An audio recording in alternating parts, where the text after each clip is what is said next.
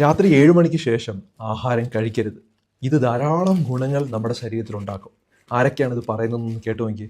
My dinner happens between 6:30 and 7:30. 5:36 and dinner's done. All my sleep issues are gone. I think clearer. Don't eat anything after 6:30. Your life will change. You will not require many doctors in your life. 6:30 maximum 6:30 dinner over.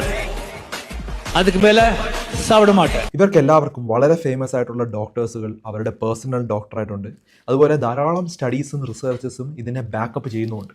അപ്പോൾ ഈ പറയുന്നത് എന്താണ് എന്നുള്ളത് നമുക്ക് വ്യക്തമായിട്ട് മനസ്സിലാക്കാം. നമ്മൾ ഉദാഹരണത്തിന് നമ്മൾ 9 മണിക്ക് അല്ലെങ്കിൽ 11 മണിക്കാണ് നമ്മൾ ആഹാരം കഴിക്കുന്നത് കരുതുക. മിക്കവാറും ഇങ്ങനെയാണ് സംഭവിക്കുന്നത്. നമ്മുടെ എല്ലാ തിരക്കും കഴിഞ്ഞ് ഒന്ന് റിലാക്സ് ആയിട്ടാണ് നമ്മൾ ആഹാരമൊക്കെ കഴിക്കുന്നത്. 11 മണിക്കാണ് മിക്ക ഹോട്ടലുകളിലും ഇപ്പോൾ തിരക്ക്, പ്രത്യേകിച്ച് മോളുകളിലെല്ലാം. 11 മണിയാകുമ്പോൾ നമ്മൾ ആഹാരം കഴിച്ചു കഴിഞ്ഞാൽ നല്ല ഹെൽത്തി ആയിട്ടുള്ള ഫുഡാണ് നമ്മൾ കഴിച്ചതെന്ന് വിചാരിച്ചോ. എങ്കിൽ പോലും നമ്മളൊരു 4-5 മണിക്കൂറെങ്കിലും എടുക്കും എന്ത് ചെയ്യും, അതൊന്ന് പ്രോപ്പറായിട്ട് ഡൈജസ്റ്റ് ആവാൻ. നമ്മുടെ ശരീരം അപ്പോഴും വർക്ക് ചെയ്തുകൊണ്ടിരിക്കുകയാണ്. കാരണം നമ്മുടെ ആഹാരം വയറിലെത്തി, അതിന് നമ്മൾ ദഹിപ്പിക്കണമെങ്കിൽ ഒത്തിരി ആളുകൾ അവിടെ എത്തണ്ടേ, അല്ലെങ്കിൽ നമ്മൾ തമാശയ്ക്ക് പറഞ്ഞാൽ പക്ഷേ ഒത്തിരി കെമിക്കൽസും കുറേ കാര്യങ്ങൾ അവിടെ എത്തണ്ടേ. അപ്പോൾ അതെല്ലാം അവിടെ എത്തുമ്പോൾ ശരീരം അപ്പോഴും വർക്ക് ചെയ്തുകൊണ്ടിരിക്കുകയാണ്. നമ്മൾ ഉറങ്ങിപ്പോയാലും ശരീരം അപ്പോഴും നല്ലോണം വർക്ക് ചെയ്തുകൊണ്ടിരിക്കുക. ഇതെല്ലാം ഒരു 4-5 മണിക്കൂർ എടുത്ത് ദഹിപ്പിച്ച് കഴിയുമ്പോൾ നമ്മൾ രാവിലെ എഴുന്നേൽക്കുകയാണ്. ഉടനെ തന്നെ നമ്മൾ വീണ്ടും ആഹാരം കഴിക്കുന്നു. ഇവിടെ നമുക്ക് ശരീരത്തിന് റെസ്റ്റ് എടുക്കാനോ ശരീരത്തിനെ ക്ലീൻ ചെയ്യാനോ ഉള്ള സമയം അവിടെ കിട്ടുന്നില്ല. അതേ സമയത്ത് നമ്മൾ ഈ ഹെൽത്തി ഫുഡിന് പകരം നമ്മളൊരു ജങ്ക് ഫുഡാണ് കഴിക്കുന്നത്. പിസ്സ, ബർഗർ, അതുപോലെ പെപ്സി, കൊക്കക്കോള, നല്ല കൊഴുപ്പുള്ള ധാരാളം ആഹാരം കഴിക്കും.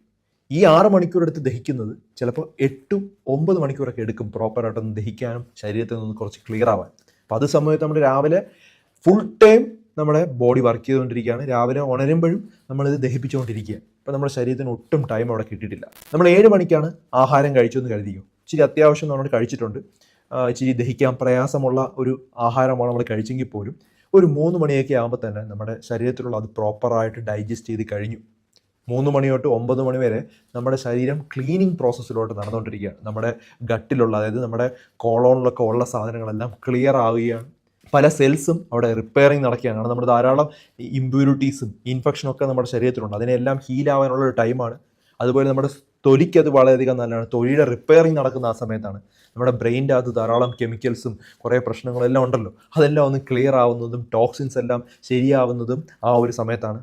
നമ്മുടെ വയർ പ്രോപ്പറായിട്ടൊന്ന് ക്ലീൻ ആവും, അതായത് അതിനകത്തുള്ള മൈക്രോബ്സും എല്ലാം ആ ഒരു റെസ്റ്റിൻ്റെ ടൈമിലാണ് അത് സംഭവിക്കുന്നത്. പക്ഷെ നമ്മൾ റെസ്റ്റ് കൊടുക്കാതിരുന്നാൽ എന്ത് സംഭവിക്കും, നമുക്ക് ഹോർമോണൽ പ്രോബ്ലംസ് വരും തുടങ്ങും. കാരണം ഈ റെസ്റ്റ് എടുക്കുന്ന സമയത്താണ് ഹോർമോൺ വരെ നോർമലൈസ് ചെയ്യാവുന്നത്. നമ്മുടെ തൈറോയ്ഡ് ഹോർമോൺ ആണെങ്കിലും നമ്മുടെ പിറ്റ്യൂട്ടറി ഹോർമോൺ ആണെങ്കിലും എല്ലാം ആ ഒരു ടൈമിലാണ് അത് ഒന്ന് റീസ്റ്റാർട്ട് ചെയ്യുന്നത്, അല്ലെങ്കിൽ ഒന്നുകൂടെ ഒന്ന് പുതുതായിട്ട് സ്റ്റാർട്ട് ചെയ്യുന്നത്.